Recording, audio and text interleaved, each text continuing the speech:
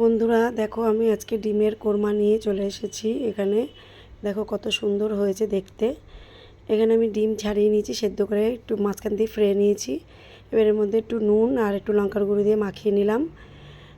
গ্যাসে সাদা তেল দিলাম, 2 চামচ ঘি দিলাম, দিয়ে এবার পেঁয়াজটা ভেজে নেব। পেঁয়াজের বেরেস্তা করব আমি।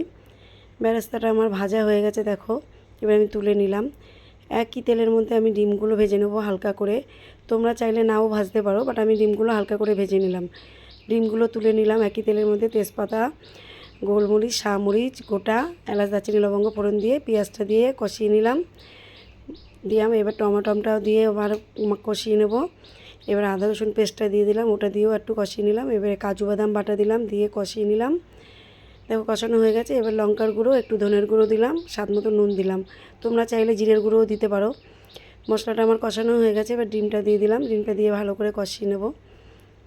দেখো ডিমটা আমার কষানো হয়ে গেছে। এবার আমি দুধ দিয়ে দিলাম। তোমরা চাইলে এখানে দই ব্যবহার করতে পারো, বাট আমি দুধ ব্যবহার করেছি।